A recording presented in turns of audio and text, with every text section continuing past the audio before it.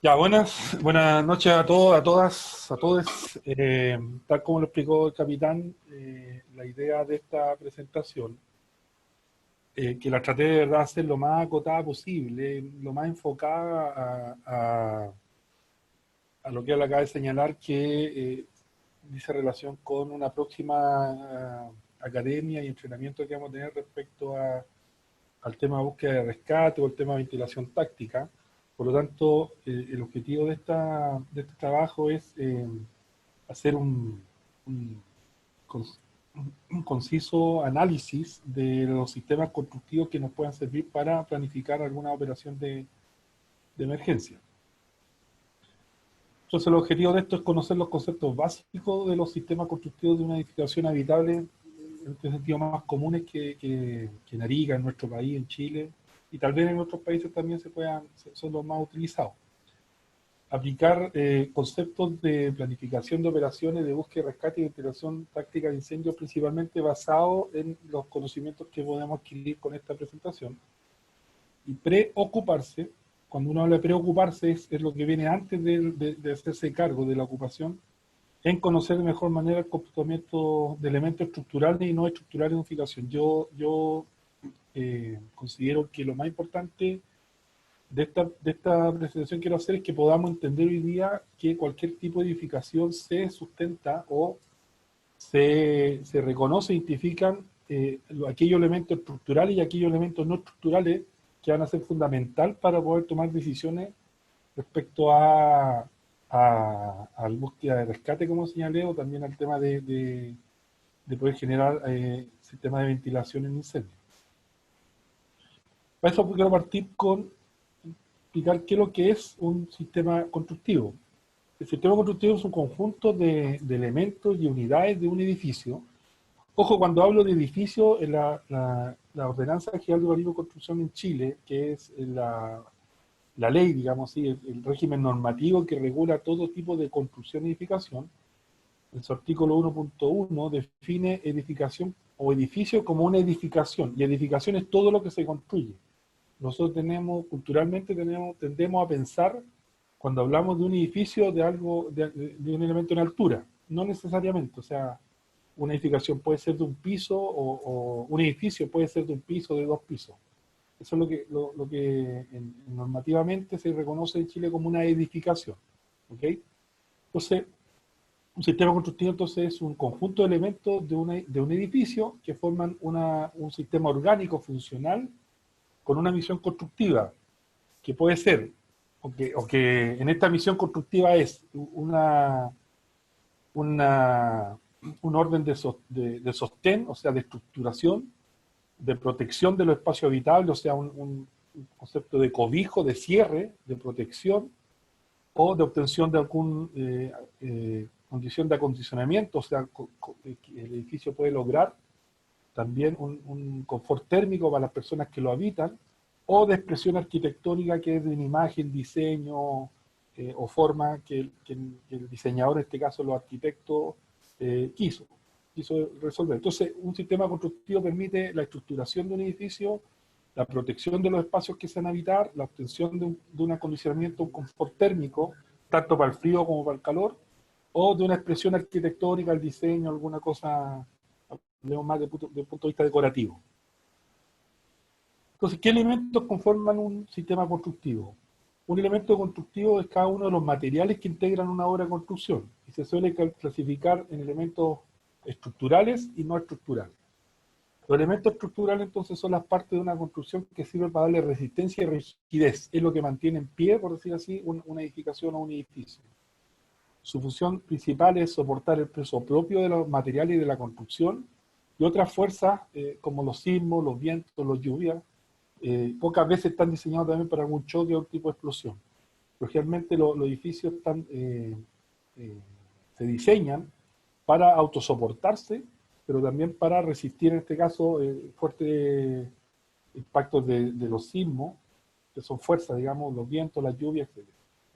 Y aquellos elementos también no estructurales de la construcción, que son aquellos elementos complementarios que no tienen un compromiso estructural. O sea, y eso es lo que vamos a identificar ahora, que aquellos elementos estructurales no tienen compromiso con la rigidez y la resistencia del edificio. Pueden colaborar, sí, pero no es la responsabilidad estructural de estos elementos, sino solamente se están ahí para generar los aspectos funcionales como el cierre, la climatización, la decoración, la accesibilidad, o sea, la funcionalidad que puede tener un edificio. En resumen, entonces, un sistema constructivo de un edificio se va a componer de elementos estructurales que tienen compromiso de resistencia o mantener en pie el edificio, y elementos no estructurales que son complementarios a eso. Los materiales, para eso, para lograr eso, aquellos elementos estructurales y no estructurales, usamos materiales de construcción, está mal dicho, ahí dice construcción. Los materiales de construcción son los productos, subproductos y materias primas empleados en la fabricación de elementos estructurales y no estructurales de una edificación. Sus características y propiedades son determinantes en la definición de las cualidades físicas de la construcción en sí, así como el método constructivo, equipo y mano de obra necesarios para desarrollarlo. Entonces, los materiales es lo que nos va a permitir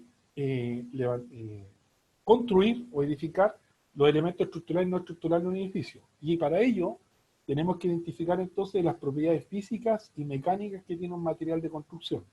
¿Ok? ¿Cuáles son, entre las propiedades físicas se pueden destacar de un material? Indistintamente. La densidad, que esto es la relación entre el peso y el cuerpo, el volumen. Ahí muchas veces seguramente usted le han hecho la pregunta, ¿qué pesa más? ¿Un kilo de fierro o un kilo de pluma? Los dos pesan iguales, ¿cierto? ¿Por qué un kilo? Pero absolutamente un kilo de pluma seguramente en volumen es mucho más, tiene mayor densidad que un kilo de fierro. Entonces eso es un dato, eso es una propiedad física bastante importante en la materialidad, porque el volumen y el peso de un material es determinante para poder utilizarlo en los distintos tipos de estructuras o edificaciones que vamos a requerir. También se reconoce por la porosidad, o sea, la relación entre el volumen y los huecos del cuerpo y el volumen aparente, la capacidad de absorción de agua, capacidad de un cuerpo de absorber agua hasta alcanzar un punto de saturación, la capilaridad, o sea, la propiedad que permite ascender a través de un material, un líquido que esté en contacto con este material, la permeabilidad, la propiedad que tiene el cuerpo de dejarse atravesar por los fluidos, la cohesión, la fuerza que mantiene unidas las moléculas de un cuerpo, la adherencia que tiene un material, la conectividad eléctrica, que realmente capacidad de un material para conducir corriente eléctrica a través de sí mismo, o la resistividad, que es al revés, la poca capacidad o conductividad que tiene un material. La conductividad térmica también es muy importante, que es la capacidad de conducción del calor de un material a través de su propia masa. El coeficiente de dilatación, dilatividad, que es la capacidad de modificación de las dimensiones de un material por efecto de la temperatura. Obviamente la madera, por ejemplo, tiene una dilatación, responde ante la temperatura con mayor dilatación que, por ejemplo, una piedra. Entonces, tenemos las propiedades físicas, pero también los materiales tienen propiedades mecánicas. Y aquí esto es muy importante que quiero entender, porque aquí la capacidad que tiene un material para poder desarrollar, obtener respuesta a estos esfuerzos mecánicos, es lo que lo determina tal vez en su capacidad de ser un material o ser parte de un sistema, dentro del sistema constructivo, ser parte del sistema estructural o no estructural. Entonces, un material describe la forma en que soporta y se comporta ante la aplicación de esfuerzos de diversos tipos, como fuerza estática, dinámica de tracción, de compresión, de torsión y cortante. Las propiedades mecánicas se evalúan con exactitud mediante diferentes ensayos. O sea, existe en Chile, y en toda parte, digamos, ensayos de materiales que van a determinar su capacidad para resistir ciertos esfuerzos. ¿Cuáles son esos esfuerzos principalmente? La tracción, que es la capacidad que tiene la molécula de ese material para estirarse, por decir así, para despegarse de una a otra, o la compresión, que es lo contrario, la capacidad que tiene para comprimirse, valga la redundancia, la flexión, la torsión y elemento cortante. Son precisamente esas 5 esfuerzos que se determinan y se evalúan respecto a la capacidad que tiene un material de construcción. Pero principalmente me voy a quedar con tres, que es la compresión, la resistencia que tiene a la compresión de un material, a la tracción, que insisto, es la dilatación molecular que tiene, y la flexión, que es, si vemos ahí esta flechita acá, que es la capacidad que al mismo tiempo, simultáneamente, las moléculas de ese material algunas se van a comprimir y otras se van a dilatar. Entonces, esos tres esfuerzos, que son los más importantes, determinan o son determinantes para algunos materiales poder ser considerado como parte de la estructura o elemento estructural de un edificio. Ahí está nuevamente la capacidad de la resistencia a la tracción de un material, flecha para arriba, flecha abajo, que igualmente se estira, por decir así, ese material. La compresión, la capacidad de aglutinarse, de juntarse. La resistencia a la flexión, que se le aplica fuerza en un sector y por lo tanto algunos de esos se van a comprimir y otros se van a dilatar, se van a traccionar. Cortadura de un edificio, cuando se aplica fuerza a la capacidad que tiene o la resistencia que tiene a no cortarse. La torsión del edificio, que hacerlo girar dentro de un propio eje, o la resistencia al pandeo, que es también la capacidad, en este caso, de una flexión, pero de manera vertical, con un esfuerzo vertical. ¿Cuáles son los materiales entonces para que mejor tienen comportamiento a la compresión? Generalmente los materiales pétreos. En este caso, el uso de la piedra en la antigüedad, por ejemplo, este arco aquí, aquí no existe ni un fierro, no existe nada, solamente esto está trabajando a la compresión, esto está diseñado de manera que cada piedra tiene un esfuerzo, está empujando a otra, de manera que se produzca este efecto, que la transmisión de carga, en este caso, esto puede ser un arco, un camino, un puente, qué sé yo, y la transmisión de carga siempre llegue, en este caso, a donde está sentado, que en este caso al suelo, ¿cierto? Entonces, existe el arco, la bóveda o la cúpula, que, eh, que la construcción principalmente del material, del uso de la piedra en la antigüedad, se hacía relevante, digamos, los famosos picapiedreros, los famosos constructores de catedrales conocían muy bien este sistema, esta magia que le llamaban ellos, esta capacidad que tiene de diseñar y construir con un material como piedra, que es tan rígido, que solamente, o no solamente, pero principalmente su función es resistir a los esfuerzos de compresión y por lo tanto diseñar de esta manera, con arco o abovedado o en tema de cúpula, la posibilidad de transmitir las cargas hacia el suelo. ¿Okay? Entonces la piedra o los materiales pétreos son los que tienen mejor capacidad o trabajan o funcionan mejor a esfuerzos de compresión. Acá hay algo que me quiero adelantar. Por eso seguramente ustedes cuando vean búsqueda y rescate o rescate urbano, les van a enseñar que si tienen que agujerear, tienen que perforar un muro, tienen que hacerlo en esta forma, ¿cierto? En un triángulo. ¿Por qué? Porque justamente el muro, del material que sea, del muro, va a trabajar, puede ser esto metálico, qué sé yo, pero el esfuerzo de carga, lo que está arriba de este muro, nosotros vamos a hacer una perforación para poder ingresar, para poder ventilar. Este esfuerzo de carga, hacerlo de esta manera triangularmente, va a permitir que las cargas que vienen en ese sector se sigan distribuyendo y sigan llegando, descargándose hacia el suelo en este caso. ¿Ya? Si yo hago al revés, por ejemplo, el triángulo, por ejemplo, si yo hago así,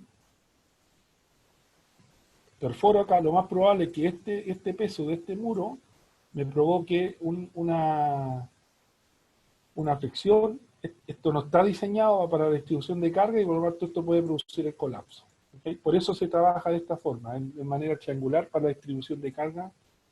Pero eso lo van a ver más adelante cuando hagan, seguramente hagamos la Academia de Búsqueda y Rescate.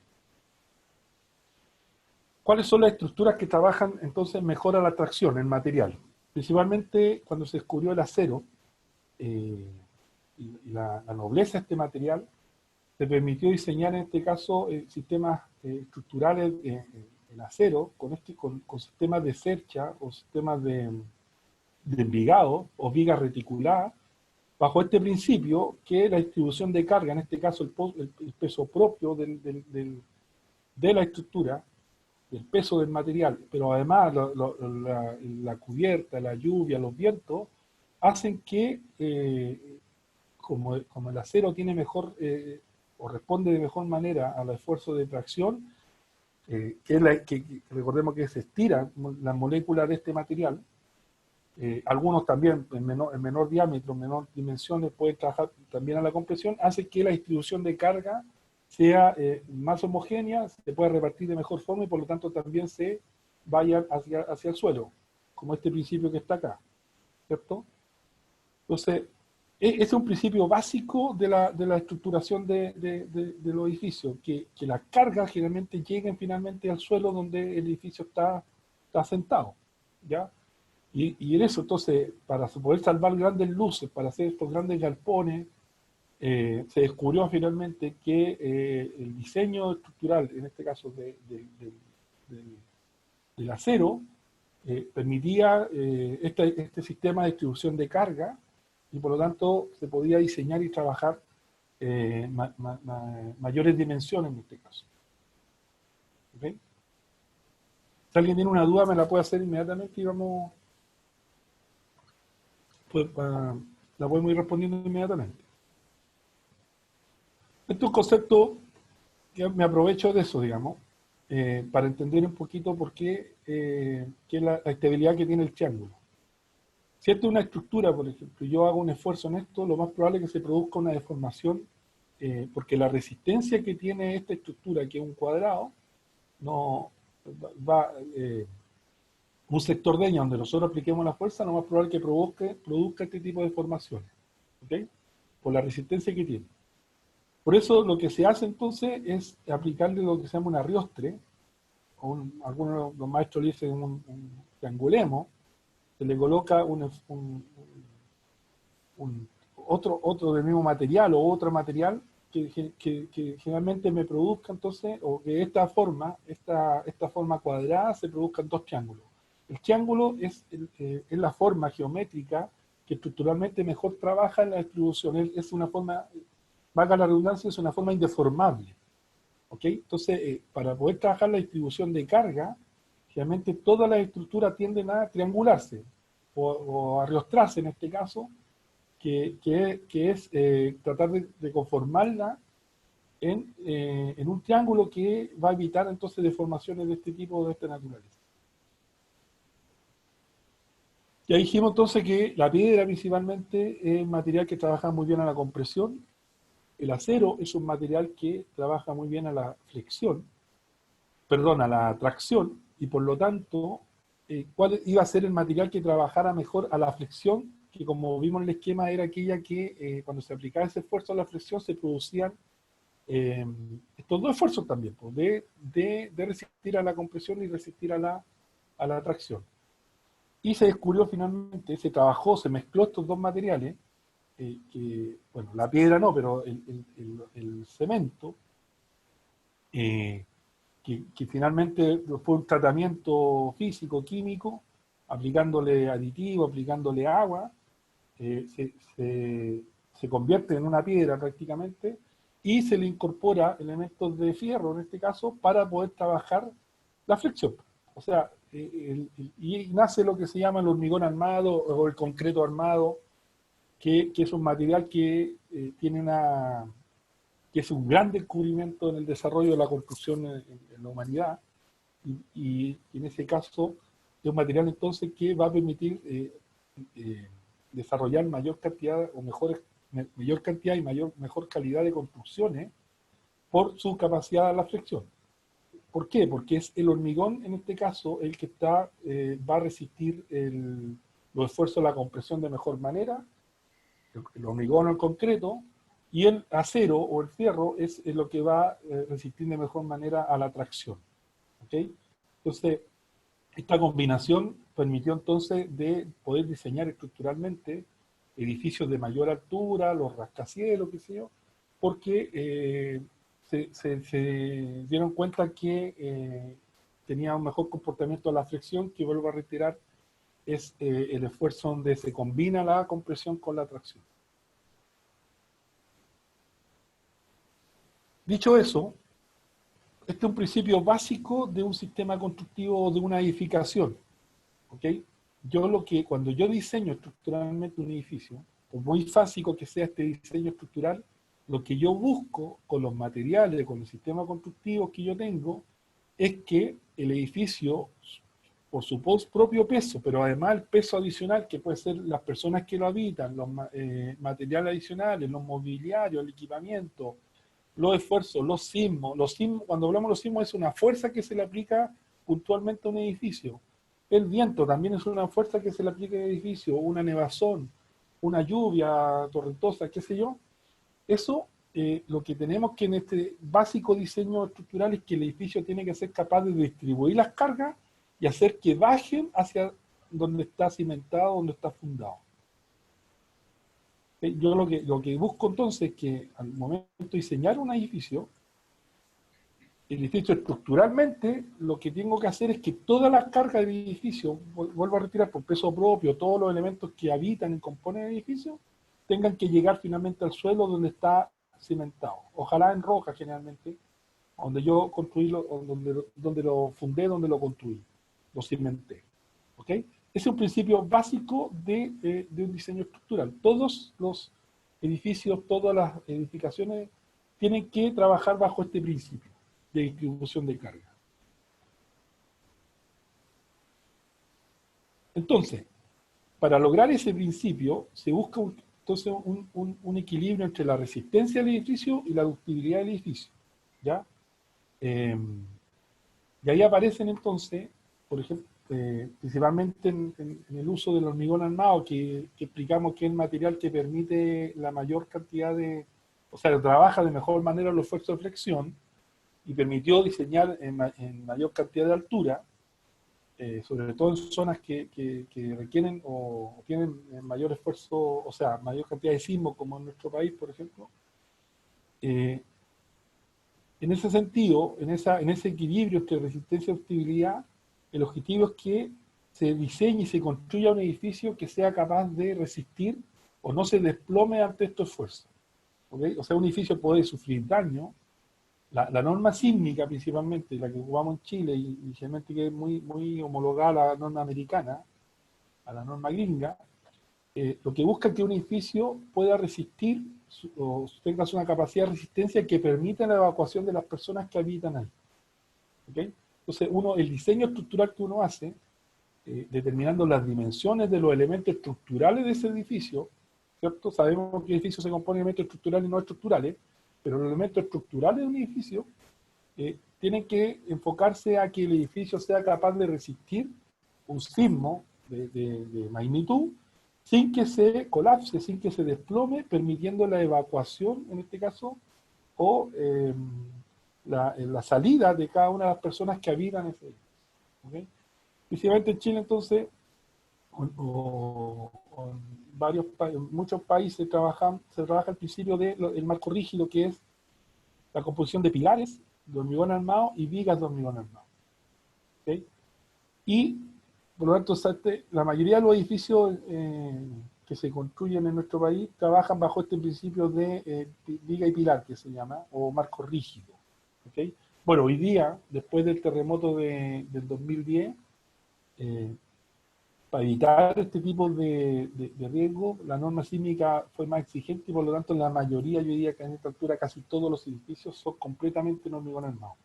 O sea, no solamente el pilar y viga, sino también algunos muros, o la mayoría de los muros, que antiguamente eran tabiquerías, vamos a explicar lo que es tabiquería, hoy día también se hacen de hormigón armado, siendo parte en este caso entonces del sistema de los elementos estructurales de un edificio.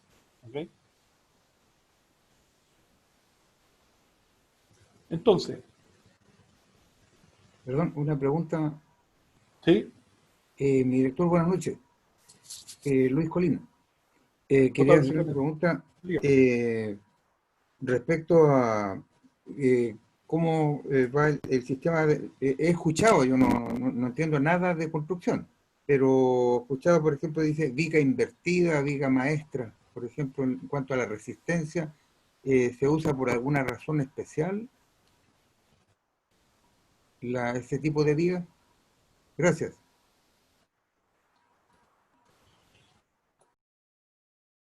Eh,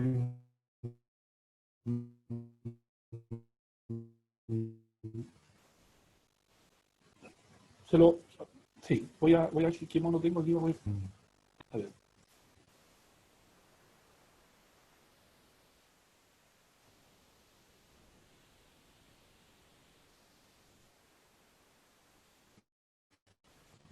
Este sistema es de pilar y viga, ¿cierto? Acá yo tengo que tenga una dimensión mayor que el resto.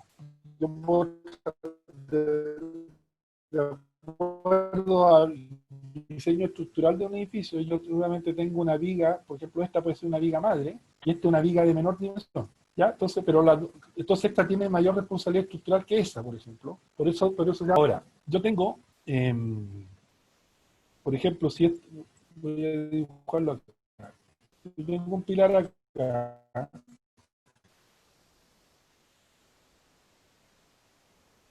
tengo una viga, y sobre esto yo voy a construir una losa, ¿ya? Esta viga de acá es un peso que puede ser, ¿cierto? Pero como es de hormigón armado, la viga va a resistir porque el hormigón, el hormigón va a resistir la compresión y el fierro que tiene esta viga va a resistir la tracción, ¿ya? Entonces, la viga invertida es aquella que yo pongo el pilar, pongo la losa y sobre la losa tengo la viga. Entonces, la hago al revés, digamos. La hago al revés. La viga está sobre la losa, entonces le genera más espesor a la losa, pero también va a evitar que esta, va a tomar la resistencia respecto a esta flexión que puede tener. ¿Ya? Entonces, la viga que está acá abajo es la viga, digamos, y la viga invertida es la que va arriba de la losa. Si le hago un corte, por ejemplo, acá arribita, por ejemplo, yo tengo acá una viga, tengo una losa, ¿cierto? Esta losa, si yo le doy una carga, esta losa va a flexionarse acá, ¿cierto? La viga invertida es aquella que yo tengo mi losa, yo tirito para dibujar acá, yo le hago la viga invertida hacia arriba, ¿okay? No la tengo acá, la tengo hacia arriba. Pero esto igual va a tener resistencia, pero la viga trabaja en este caso más a la tracción que a la compresión, ¿ya? Pero el principio es el mismo, en este caso la viga va sobre, la viga invertida va sobre la losa en este caso. Esa es la viga invertida. Gracias, director. Ya, lo que quería entonces con esta parte es que es fundamental entonces nosotros para poder tomar decisiones, para hacer un proceso de ventilación táctica o un proceso o una operación de búsqueda y rescate, saber identificar en un edificio cuáles son los elementos estructurales y cuáles son los elementos no estructurales de un edificio, para no cometer el error de perforar, cortar o alterar un elemento estructural que ponga en riesgo, en este caso, eh, la rigidez o la estructura para nuevamente, la estructura del edificio. ¿Okay? Para eso, vuelvo, es importante que hagamos una comprensión básica entonces de entender cuando uno o vea un edificio, cómo ese edificio está funcionando, cuánto está trabajando para que las cargas distribuidas en el edificio bajen hacia los cimientos. ¿Ya? Uno tiende, por cultura popular, tiende a creer que lo que es duro, lo que nosotros golpeamos como duro, es estructural y lo que es blando no es estructural, ¿cierto? No necesariamente es así, pero puede ser un indicador, pero generalmente podemos encontrarnos con elementos que son blandos y pueden ser estructurales, o elementos que son duros en este caso y son solamente no estructurales como alguna tabiquería. ¿Okay? Entonces, ocupé este esquema de una vivienda para entender cuáles son principalmente los elementos estructurales que tiene una edificación, en este caso una vivienda. Voy a partir con, esto parte de arriba abajo, pero la numeración, pero voy a partir de abajo para arriba. Los cimientos, la cimentación, que son las fundaciones, en este caso el mono que muestra acá, este es un pollo de fundación, que se hace una excavación y se hormigona y de ahí se amarra el pilar el pilar de cada uno de estos pilares se amarra ante un pollo. Cuando hago amarrar es que uno hace un estudio del suelo y por lo tanto la vivienda, la edificación, el edificio tiene que construirlo en el suelo duro, ¿cierto? Porque si vamos a transmitir la carga, esa carga la tiene que soportar el suelo, ¿ya? Y ojalá sea en roca, digamos. O sea, lo que busca el hormigón principalmente es parecerse y simular a la roca. Entonces, ojalá que el edificio esté fundado sobre roca para que sea mayor su resistencia a cualquier tipo de movimiento. Entonces, los cimientos son muy importantes, son elementos estructurales. Pero para efectos de esta academia, digamos, no vamos a trabajar mucho, no vamos a estudiar mucho lo que son los cimientos porque realmente no los vemos, ¿ya? Pero sí son principalmente los elementos estructurales. Después tenemos muros, que en algunos casos sí pueden ser estructurales, y en otros casos no, pero en este caso sí está identificado porque el muro, dependiendo de la dimensión que tenga el pilar, o que tenga las cadenas o la viga, el muro sí puede tener responsabilidad estructural en algunos casos, aunque sea de ladrillo en estas circunstancias. Pero lo que puede ser y no puede ser, pero en este caso sí. O sea, vuelvo a repetir, el muro va a depender, por ejemplo, en este diseño, este vano que está acá, no tengo nada, ¿cierto? Por lo tanto, yo aquí puedo colocar una ventana, puedo colocar nada, o puedo colocar un marco de papel, por ejemplo, y solamente para tapar el viento, pero ese vano, el elemento que vaya acá no va a tener ningún comportamiento estructural, ¿sí? Porque la responsabilidad estructural de rigidez la está teniendo en este caso la viga o la losa con estos pilares de acá, ¿ya? Entonces, en esas circunstancias sí, pues los pilares y la losa, de hormigón armado en este caso, son los elementos estructurales de un edificio. Bueno, casi todo por el esquema, todo lo que está acá son los elementos estructurales de un edificio, de una edificación. ¿Cuáles son los elementos no estructurales de un edificio? Que es importante ahora saber, conocerlos y poder identificarlos para nosotros poder aplicar ahí, entonces, alguna rotura,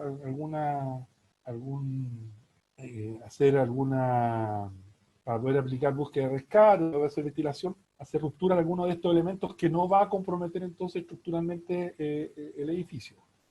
En este caso los tabiques, los vanos de puerta o las propias puertas, eh, los, eh, los marcos de ventana, los ventanales, las fachadas, algunas fachadas, los mobiliarios obviamente, eh, aquellos elementos eléctricos, los cielos falsos.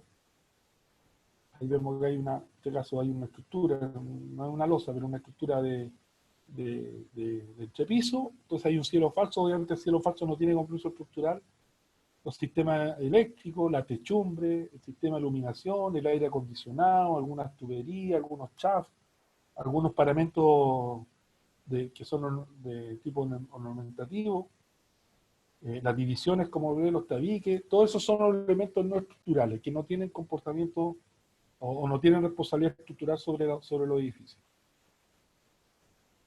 Vamos entonces a reconocer algunos de ellos. La tabiquería de un edificio, ¿ya? Puse los 4 más utilizados que se usan en nuestro país. Bueno, ya tradicional la tabiquería de madera en este caso, que se trabaja en este caso bajo marcos, pie derecho de madera, que algunos edificios todavía, algunas construcciones todavía la están utilizando, más en el sur que en nuestra ciudad, pero todavía se utiliza en este caso el tabique de madera. Sí que puede utilizarse en la albañilería, vuelvo a decir, o sea, voy a ir para atrás de nuevo. Aquí, por ejemplo, en este vano de aquí, yo puedo colocar un muro de ladrillo, que si bien es cierto va a ser duro, qué sé yo, pero por el diseño estructural no va a tener un compromiso estructural. ¿Okay? Entonces, interiormente se puede utilizar y se sigue utilizando en algunos casos, dependiendo del mandante, el dueño de la obra, ladrillo en este caso por el espesor. Es un tabigol que no es más de 5 centímetros de espesor, y por lo tanto está trabajando el material que el ladrillo sí trabaja estructuralmente, pero en esta circunstancia por el espesor se está utilizando solamente como tabiquería y por lo tanto sin compromiso estructural. ¿Okay? Por eso decía yo que hay estructuras que son duras, que uno cree que no, lo más probable es que nosotros golpeemos, vamos a encontrar que es duro porque esto va a estar estucado y pintado, y no vamos a entender que, vamos a creer que es un muro estructural cuando necesariamente no lo es. Este otro material que está usando mucho ahora, que es el Covitex, que es un sistema bastante simple, que es un Plumavit, le llamamos nosotros, Aislapor le llaman en otros lados, que está con una malla galvanizada, y esto se instala, solamente se le colocan unos ganchos, así, ahí lo que se ven ahí, por ejemplo, se perfora, como que se corchetean, por decir así, al muro, y esto se estuca completamente. Y también va a quedar duro, nosotros lo vamos a golpear, va a parecer un muro de hormigón, pero es un tabique, por lo tanto tampoco va a tener responsabilidad estructural. Y lo que más se usa hoy día es el muro de Metalcom, que es, no Metalcom es la marca, pero el muro de Volcometal, que le llaman, que es el que más se está utilizando hoy día, esto es bajo los mismos principios de carpintería de los tabiques de madera, los mismos principios, digamos, de diseño de los tabiques de madera, pero se ocupa acá portantes que son de acero galvanizado. Esto es lo que más nos podemos encontrar nosotros en un edificio, en una vivienda, en una edificación. ¿Ya? Yo este esquema lo coloqué aquí para explicar algunas cosas que son importantes. Pero ¿qué es el metalcón en este caso? Es una estructura metálica, galvanizado, ¿cierto? Que va, en este caso también pegado, por decir así, con perno-gil, que va anclado a un radier, a una losa. Acá hay un portante, igual que este, es un marco que tiene sus pies derechos, o sus portantes de metalcón. Ojo este dato, esta distancia generalmente son 60 centímetros. Entonces, si nosotros tenemos que perforar, por ejemplo, buscar la perforación en un edificio, y nos vamos a encontrar con un tabique, tenemos que saber, por ejemplo, si aquí está, de aquí comienza el muro, y cada 60 centímetros nos vamos a encontrar con un portante. Entre 50 y 60 centímetros nos podemos encontrar con un tabique. Esto porque obviamente no vamos a ver los tornillos, ¿cierto? Porque esto va a estar estucado, va a estar pintado. Si no lo tuviera, bueno, sería fácil, pues sabríamos dónde está perforado y por lo tanto en cada una de estas uniones, de estas perforaciones, va a haber un portante en este caso, o este pie derecho de Metalcom. Y los espesores de esto, generalmente hoy día están, para ser estructural hoy día están en 8 centímetros, en 80 milímetros, o en 60, que es el mínimo, pero realmente los estructurales, que el que más se usa, son de 80 milímetros. ¿Okay?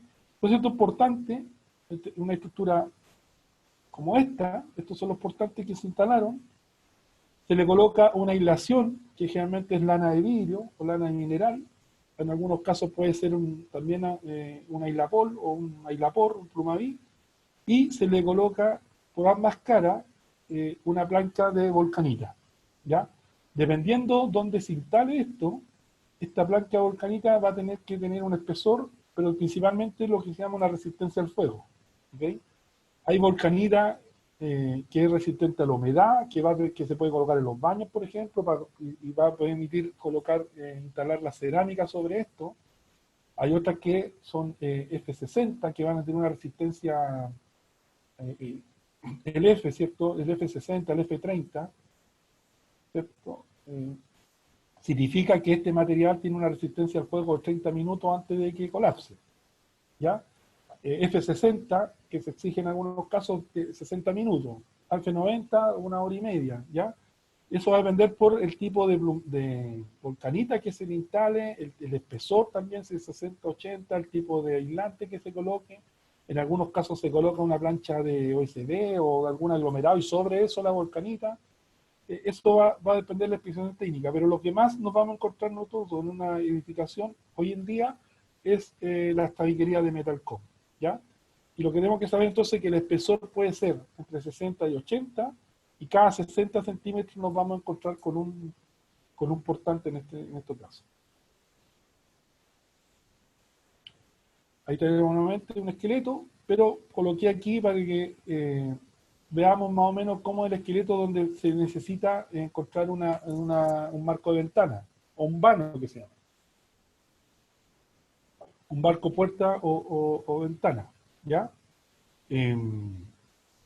Bueno, ahí nos indica que hay que poner dos perfiles, hay que reforzar, y no es solo importante, como un marco de ventana tiene que reforzarse con un doble perfil, doble montante, con un alféizar también a la altura, que haga la especie de contramarco, otro refuerzo también en el dintel de la ventana, de manera que esta ventana sufra las menos deformaciones posibles, ¿ya?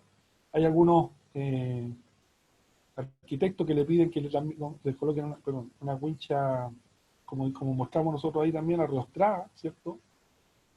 Que refuerce con diagonales de manera que el marco del vano de la ventana de una puerta no se pueda deformar, de manera que permita fácilmente abrir la ventana, abrir el marco de ventana que se instale o el marco puerta que se instale, ¿ya? Ahora, ¿por qué puse este ejemplo? Porque sobre esto, cuando nosotros nos encontremos con una ventana, obviamente vamos a recurrir a ella para poder hacer ventilación o hacer rescate, pero además, si no nos da la distancia, saber que desde la ventana nuevamente nos vamos a encontrar con cada 60 centímetros un nuevo portante del vano Metalcom. Esto es, por ejemplo, el tipo de ventanas que se pueden instalar. Estas son las ventanas batientes, doble, una ventana doble batiente. Un dato importante. En Chile, la norma chilena nos exige que esta altura de aquí no pueda ser inferior a 75 centímetros. ¿Ya? Entonces nosotros ya vamos a ver si vamos a ver este perfil. Sabemos que evidentemente el antepecho, lo que se llama aquí, debe medir, no puede medir menos de 75 centímetros por razones de seguridad. ¿Ya? Que se supone que cualquier persona que se acerque a la ventana, el face de aquí, este antepecho, va a llegar por lo menos a la mitad de su cuerpo, por lo tanto no va a tener riesgo de caerse.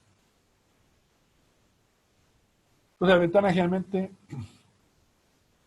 estas son las ventanas doble batiente, una batiente, estas son la batiente horizontal, las ventanas correderas, hay ventanas que son batientes así, pero también se pueden batir hacia batiente lateral. Realmente y el material que más se usa hoy en día también es el aluminio. Antiguamente se usaba por tema económico el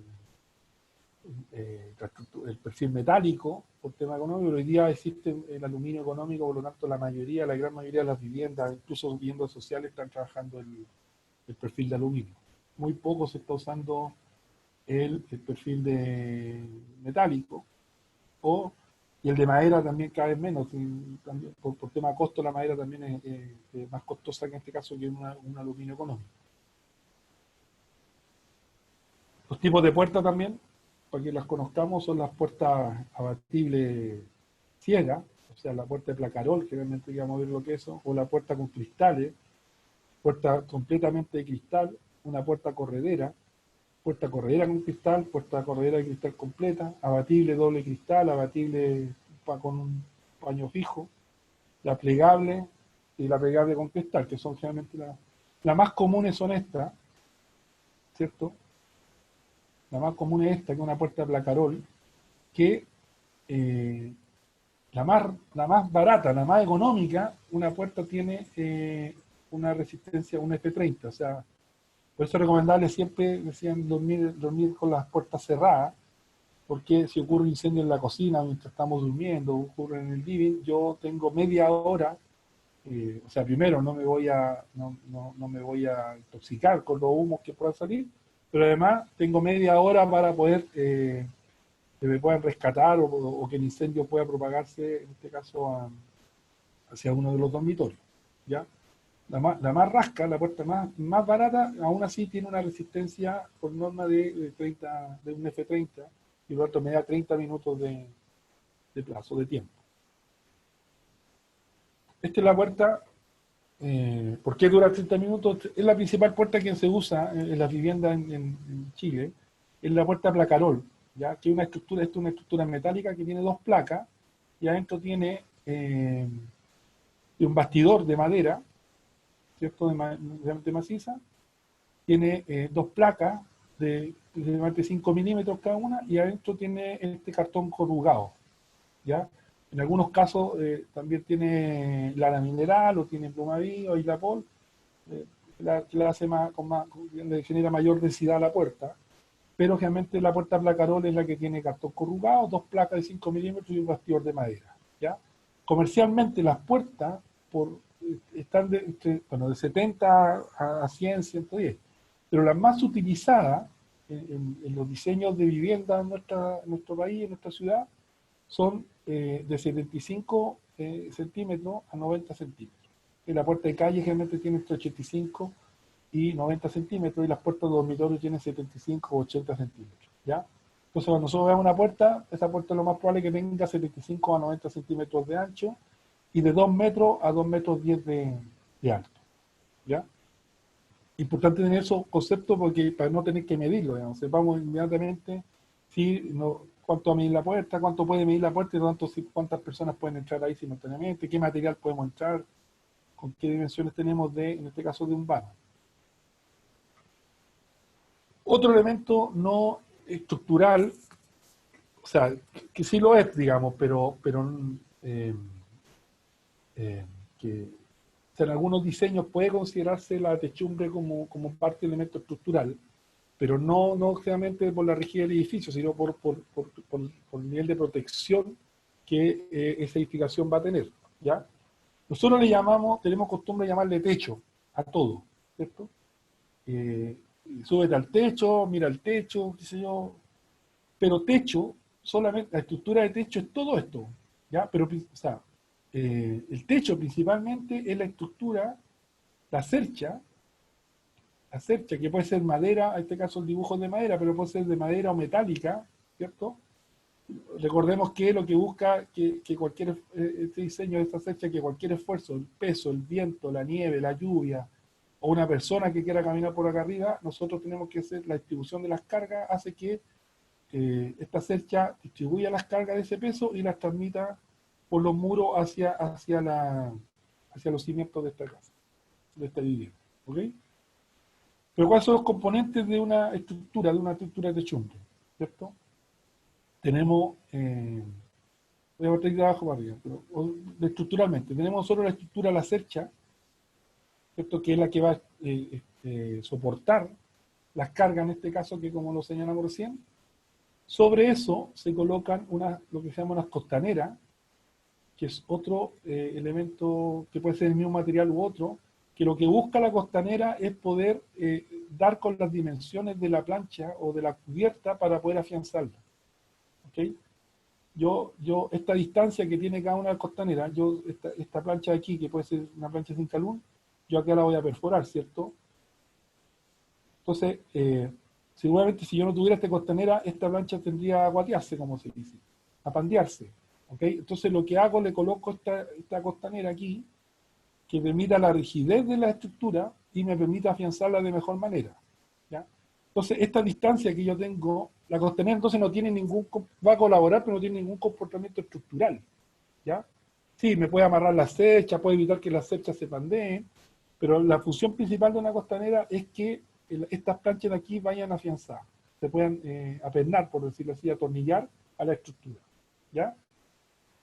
Debajo de esto, nosotros tenemos una aislación, ¿ya? Que puede ser generalmente es una lana, lo que más se usa es una lana mineral de 50 milímetros, 5 centímetros, un espesor. También hay de 80, pero la más usada es la de 5, que es un aislante térmico que evita que la temperatura de aquí yo la pierda, o sea, que el frío en la noche no térmicamente demore, retarde el frío entre al interior de la edificación, o al revés, que el calor de la edificación no se pierda por la estructura de techumbre, ¿ya? Y debajo de eso tenemos nosotros lo que se llama el cielo, un cielo falso, ¿ya? Que puede ser de volcanita. Como teníamos costanera acá arriba, acá abajo también vamos a tener un cadeneteado que se llama, ¿ya? Ustedes ven esas estructuras de ahí, que lo que busca también es agarrar el cielo, las planchas del cielo, que insisto, puede ser volcanita, un aglomerado, un cholguán, un terciado, qué sé yo. Lo que más se usa es volcanita también. Yo también pueda perforar esas volcanitas, agarrarla a la estructura. ¿Ya? Entonces este cadeneteado lo que busca también, y la distancia de este cadeneteado, de esta cadeneta que tenemos acá, es que podamos, de acuerdo a las dimensiones de la plancha, nosotros la podamos instalar de manera de perforar sin dificultades este cielo falso dentro de la estructura. Este sistema de techumbre tipo es la que más se está utilizando en las construcciones, en las viviendas sociales, en este caso en Arica, o principalmente en Chile, digamos. Claro, algunos, la lana mineral cumple la función en el sur de que no se nos escape, que no entre el frío, por decir así, y se nos escape el calor, pero también sirve para en la zona más cálida de que no entre el calor también y no se escape la confort térmico que tenemos dentro nosotros. ¿Ya? Sirve, es un aislante térmico para ambas funciones en este caso. Bueno, cubierta, dijimos arriba que hay una plancha de cubierta, ¿cierto?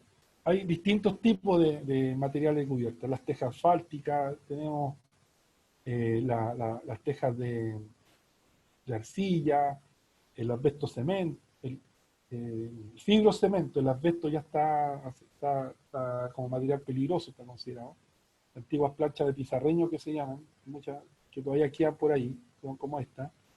Eh, Hoy día sabemos que es de material peligroso, tenía asbesto, por eso se produce la asbestosis, digamos, tuvo harto daño.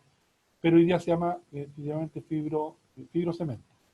Pero de todos estos materiales, que generalmente hay infinitos materiales para poder usar como cubierta, el que más se usa es la plancha del Zincalum, ¿ya? Es la más utilizada. Este sistema que es la 5B o esta es que es la acanalada son los materiales que más nos vamos a encontrar seguramente nosotros en las viviendas que nos toque asistir a una emergencia. Y, como lo señalamos nosotros, ahí tenemos nosotros la viga, ¿cierto? En este caso una cercha, y tenemos estas costaneras, que la función, la dimensión de las costaneras era justamente permitir la instalación de cada una de estas planchas que nosotros vamos a utilizar, principalmente la plancha de Zincalum, ¿ya? Esta dimensión, hay distintos tipos de planchas, ¿ya? Hay de medidas de largo de 1,52, de 1,83 y de 2,44, ¿ya? Pero para que queden bien afianzadas las planchas, por lo tanto, esta distancia va a depender de la distancia que nosotros entreguemos a estas y las dimensiones que pueda tener estas costaneras, de manera que las planchas queden perfectamente rígidas, perfectamente y rígidamente instaladas, ¿ok? Y tenemos que tener claro que cada una de estas planchas tiene un rinde, que para poder instalarla se tiene que dar un traslape, que generalmente la plancha es así y el traslape es así. ¿Ya? Se busca que sean dos canales, no sé si se entiende muy bien el dibujo, puede dibujarlo nuevo, la plancha así, porque se busca que sean dos canales, ¿ok? Y la perforación siempre tiene que ser arriba, siempre tiene que ser la perforación arriba. Y este traslape tiene que ser contrario al viento, o sea, si el viento viene de acá, no me sirve porque el viento se puede acá y puede hacer que se levante estas planchas. Por lo tanto, el traslape tiene que ser en estas circunstancias si es que el viento predominante es en este sector. ¿Ya? Ahora, cuando nosotros tenemos que en una emergencia acudir, y nos ha pasado en una circunstancia, nosotros, y nos hace, a veces necesariamente y urgentemente tenemos que caminar sobre una cubierta. Acuérdense, esto no se llama techo, se llama cubierta, ¿cierto? La techumbre es esta, ¿ya? Que tiene, la cercha han visto que tiene una forma de tijera, por eso se llaman los tijerales. ¿No han escuchado ustedes cuando se coloca la estructura de techo, se colocaban las tijeras, y por lo tanto se hacía una celebración que se llaman los tijerales? Hoy eso después, bueno, se aplica ahora también cuando se termina la losa, digamos. Pero esa estructura de cercha, digamos, es lo que se conoce como la techumbre, ¿ya? O las tijeras. De cierto, sé que si nosotros necesariamente tenemos que caminar aquí, en una cubierta, lo ideal es que coloquemos un tablón, ¿cierto? Que la distribución de carga sea uniforme, o una escalera, ¿cierto? De manera que cuando yo camine, la distribución de carga, no el peso propio de la persona, de la escalera y la persona que va a caminar sobre ella, va a transitar sobre ella, esa carga que no, a lo mejor no está diseñada, no está calculada, digamos, para la estructura que se colocó en esta vivienda, aún así esta distribución de carga sea uniforme, ¿ok? Y siempre, ojalá, en el sentido contrario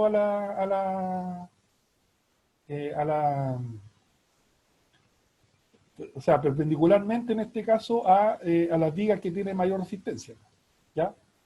Bueno, en este caso, si las costaneras vemos que, ¿y cómo vamos a ver a qué distancia acá las costaneras? Porque nosotros vamos a ver los pernos, los tornillos, ¿cierto? Vamos a ver los tornillos y por lo tanto vamos a ver que si vemos un tornillo aquí sabemos que debajo de eso hay una estructura, porque la plancha está perforada sobre una estructura, en este caso que es la costanera. Eso tiene que ser rápido, o sea, ¿cierto? Si estamos en una situación de emergencia, pero no es llegar y tirar la escala, no es llegar a tirar un tablón y empezar a caminar sobre ello. Tenemos que rápido, pero seguro, ver definitivamente cómo vamos a caminar y por dónde nosotros vamos a instalar la escala o instalar un tablón a que nos permita poder circular y transitar sobre ella, ¿cierto? Entonces, hay que siempre observar dónde están los pernos de la plancha para poder ubicar definitivamente dónde está este costero.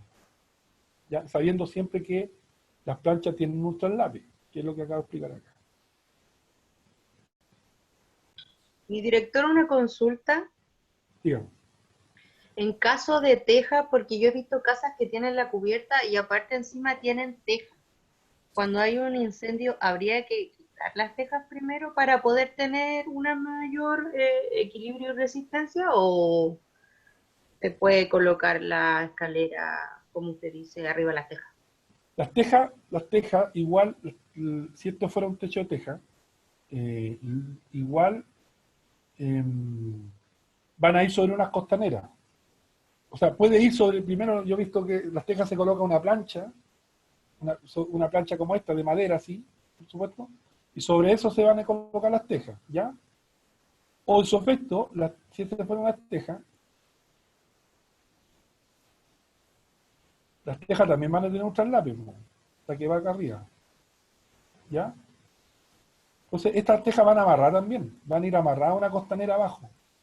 Entonces, nosotros también tenemos que ver el traslape de esta, porque el traslape por efecto lluvia, no me sale bien el dibujo, pero si esto llueve, la teja de aquí la que va arriba va sobre la teja de abajo, ¿ya? Entonces tenemos que ver bien dónde va el traslape y entender que sobre ese traslape nosotros vamos a encontrarnos con, ahí abajo hay una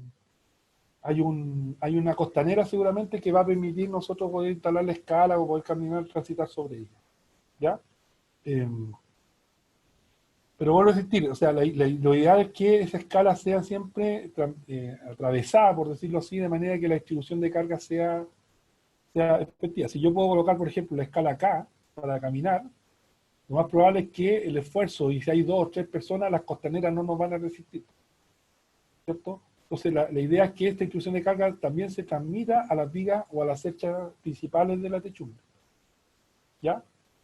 No sé si me explica bien ahí. Sí, director, muchas gracias. Quería mostrar,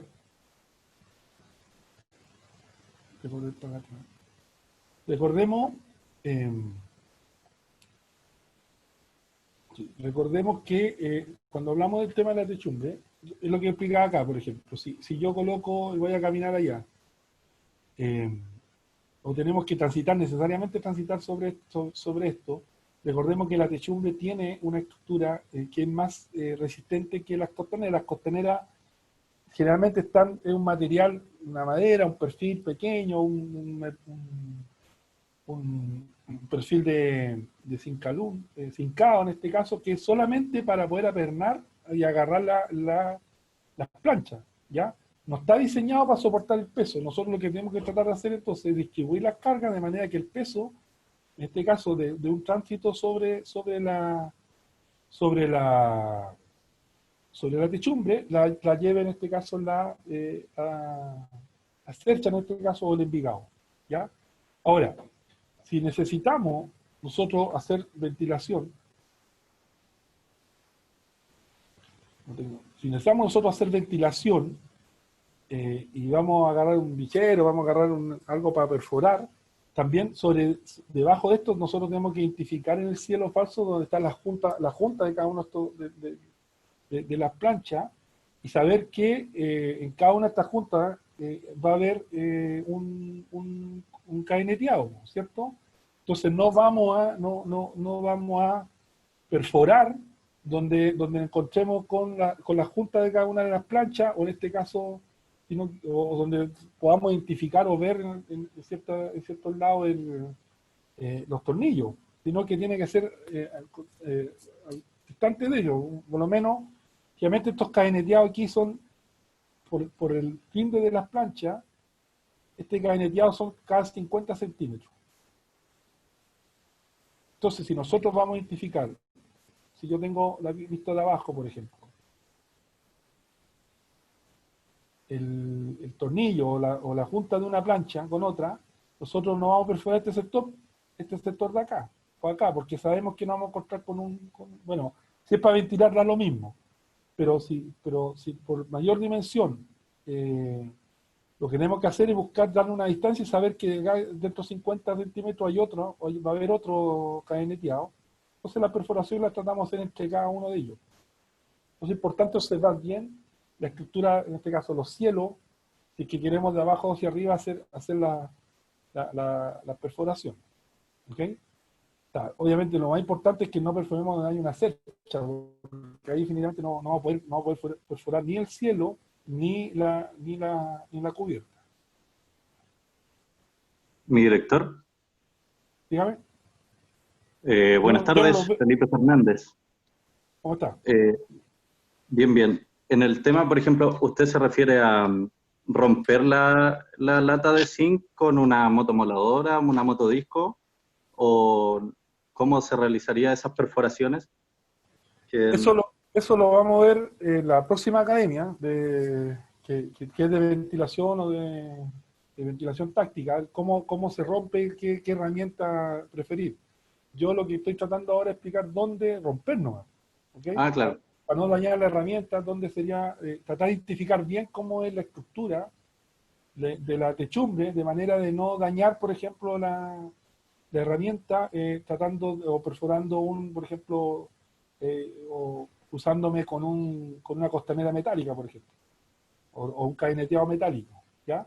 Siempre hay que tratar, entonces, la manera de identificar bien es dónde está, cómo está instalada la plancha, y tratar de identificar los pernos, sabiendo que debajo de ellos siempre nos vamos a encontrar con una estructura, en este caso, con un cadeneteado, que puede ser de madera, puede ser metálico, puede ser sin calum, ¿ya? El cómo hacerlo, eso lo vamos a ver en la próxima academia. Ok, muchas gracias.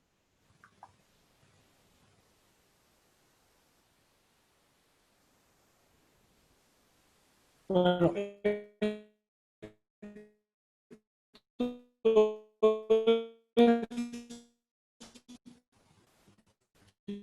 nuevamente la presentación que quería hacer. Esto que en esa circunstancia, bajo ninguna circunstancia, hay que hacer, podemos someter nosotros a una ruptura, a romper algo que pueda hacer y pueda comprometer estructuralmente un edificio en el cual estamos trabajando. Y por lo tanto debemos ser capaces de identificar qué se puede romper y lo que se puede romper para hacer, en este caso, entrada forzada. Tenemos que ser, vuelvo a retirar, capaces de identificar aquellos elementos no estructurales de una edificación, de una vivienda, de un edificio. ¿Okay? Y principalmente los elementos que vamos a hacer son de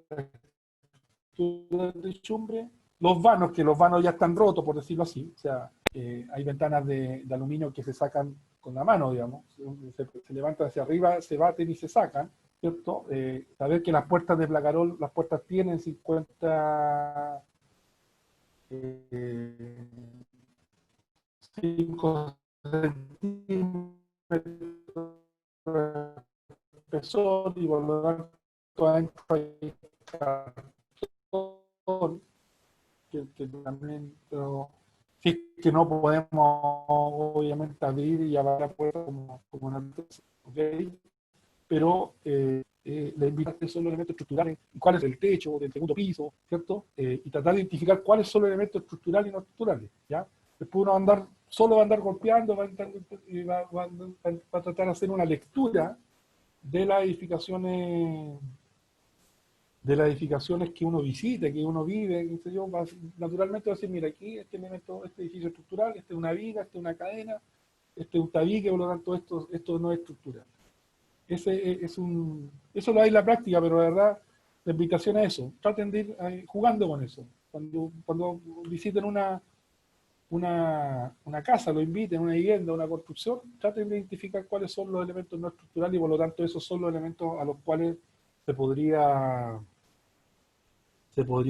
hacer entrada forzada en este caso para poder hacer proceso de ventilación o de rescate. Bueno, esa era la última sensación que decía, ir analizando y tratando de comprender estructuralmente el edificio o una edificación y cuáles son estructuralmente y viceversa, cuáles son los elementos no estructurales.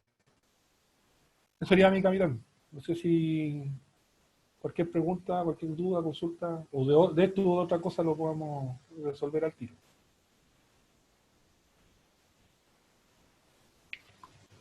Buenas noches, mi director. ¿Aló, me escucha? ¿Sí? Una consulta, mira. Resulta que usted dice, bueno, se habló harto de la ciudad, ¿no es cierto? Por los incendios que ocurren en la ciudad. Pero estoy hablando a nivel de putre, ¿no es cierto? Tenemos las casas, o sea, los techos de zinc, paredes de adobe, o algunos son de ladrillo, de bloqueta, para hacer un rescate de esos cortes diferentes en caso del adobe. ¿Cómo lo podemos hacer para entrar a hacer un rescate a un paciente en caso de haya un incendio? Ya, el tema del adobe, que es un material que obviamente ya no se puede construir en Chile de adobe, ¿cierto? O sea, las viviendas que hoy día existen de adobe principalmente, no es un material nuevo, ¿ya? El adobe es un material era un material que trabaja a la compresión, que trabaja a la masa, digamos, principalmente tiene poca capacidad, poca resistencia a la fricción, a la tracción, ¿ya? Por eso sufre bastante el adobe, un material que no tiene mucha resistencia sísmica, ¿ya? Entonces, lo más probable es que los muros de adobe, una cosa es de adobe, nosotros nos vamos a encontrar con muros bastante gruesos, ¿ya? Muros de 30, 40 centímetros. Yo no sé si sea tan conveniente perforar esos muros, hacer entrada forzada sobre esos muros, ¿ya? Porque no tienen ninguna resistencia. En caso de extrema urgencia, habría que aplicar este mismo principio, ¿ya? Que la distribución como trabaja la compresión, que el resto de carga del muro se pueda distribuir y trabajar siempre en esta forma, en los triángulos, ¿ya? Pero vuelvo a repetir, un muro de 50, de 40, 30, de 40, 50 centímetros es muy difícil de perforar. Distinto es si es que es un muro de quincha. ¿Cuál es el muro de quincha? Es aquella que es estructura de madera, que se coloca una paja y se estuca con barro, ¿ya? Pero esos muros generalmente tienen menor espesor, ¿ya? Entonces, bajo esa circunstancia, si es que un muro de quincha, el principio es el mismo, de este tipo de tabiquería, ¿ya? La diferencia es que, bueno, es una estructura de madera. A ver, si fuera de quincha, es una estructura de madera, ¿cierto? Que se le coloca sobre eso, a veces se le coloca totora, un nepal, qué sé yo, y se estuca con barro, ¿ya? Por lo tanto, lo más probable es que el muro de quincha también va a tener un portante, un pie derecho cada 50, 60, 70 centímetros, ¿ya? Entonces, un muro de quincha trabaja bajo el mismo principio de un tabique, bajo estos principios de acá. Hay que tratar de ubicar dónde están los portantes desde un vano a una puerta. Bueno, obviamente, si podemos identificar un vano a una puerta, una ventana, saber que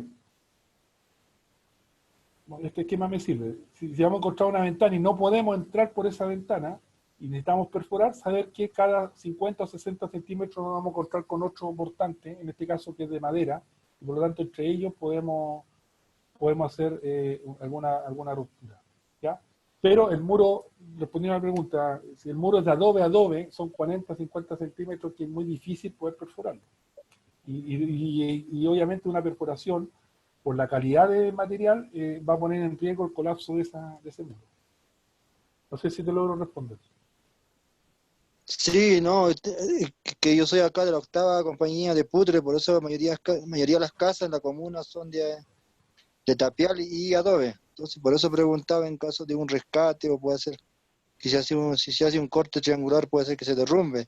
Depende del muro. Yo digo, no sé, otra equivocado. Sí, es muy, muy riesgoso perforar un muro de adobe en realidad, porque no tiene esa capacidad de, trabaja sobre la masa, trabaja sobre el esfuerzo de masa, digamos. Y por lo tanto una perforación puede provocar el colapso de un muro que es completamente de adobe. Ahora, en caso, lo más fácil ahí sería entrar por las cubiertas de zinc, digamos, porque realmente esas casas no tienen cielo falso, solamente tienen un envigado que es una madera, y solamente tendría las costaneras y las planchas, ¿cierto?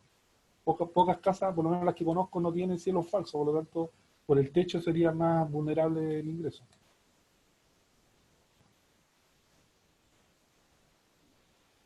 ¿Alguien más? Buenas noches, expositor. Teniente Soria, Bomberos Perú. ¿Podría poner su última diapositiva? No, la número 28. Ahí. Retomando la pregunta del colega anterior, en un incendio bajo inmersión, ¿cabería la posibilidad de que pierda la estructura o sus propiedades físicas, la estructura como tal, al momento con el calor y con el agua? ¿Y cuáles serían las estructuras más sólidas las cuales podríamos perforar en este caso?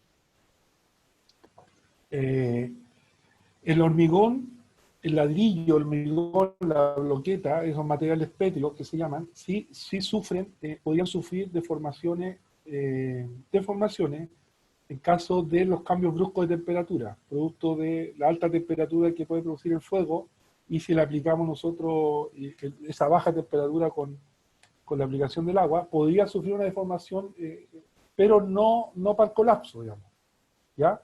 Si el muro va a sufrir una retracción, puede sufrir una retracción, puede sufrir algún tipo de agrietamiento, pero no tendría riesgo de colapsar el muro, ¿ya? Entendiendo que en este caso el muro de ladrillo, de bloqueta, de hormigón, tiene sobre un F-120, sobre un F-180, o sea, son 3 horas de resistencia al fuego, 3 horas, ¿ya? Y la segunda pregunta es que, ¿cuál es la parte más dura o la parte más segura para la perforación? Más segura, más segura. La parte más segura es la que no comprometa el riesgo estructural del edificio, en este caso de la edificación, poder identificar cuáles son los elementos estructurales y los no estructurales. Para el caso de tener que hacer una extra forzada, tratar de hacerlo en los elementos no estructurales, ¿cierto? Y lo que acabamos de señalar es que los elementos estructurales son las tabiquerías, la techumbre y los vanos de puerta y ventana. Obviamente esos tres, buscar unos tres elementos para poder nosotros hacer una entrada forzada que no ponga en riesgo la estructuración de la vivienda, en este caso del edificio. Gracias.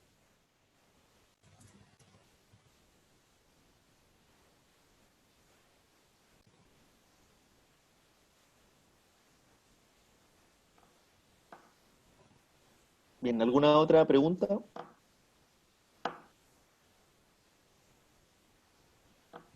En el chat no tenemos ninguna.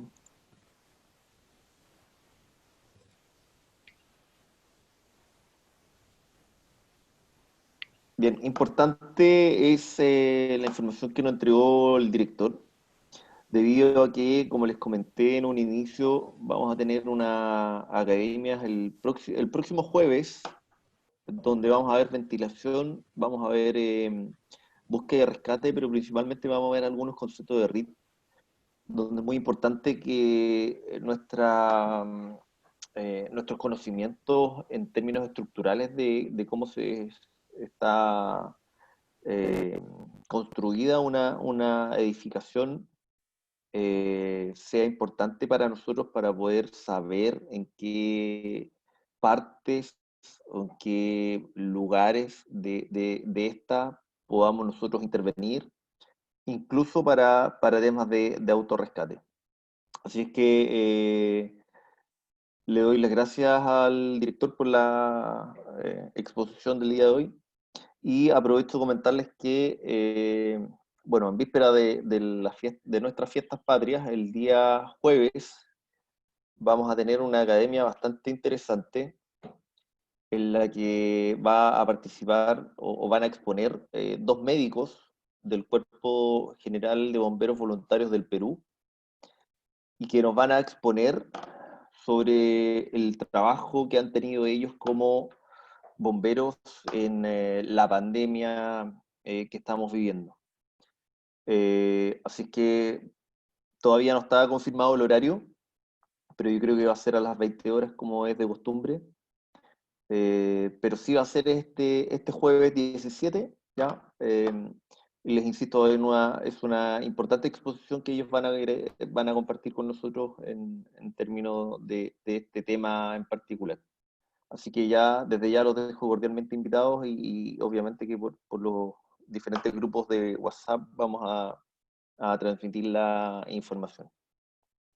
Bien, por último quiero, como información general para todos, comentar de que en un trabajo que vamos a desarrollar junto a los oficiales y principalmente junto al teniente tercero, va a haber un acercamiento próximo de los aspirantes al cuartel. Hoy por la tarde yo tuve una reunión con el comandante y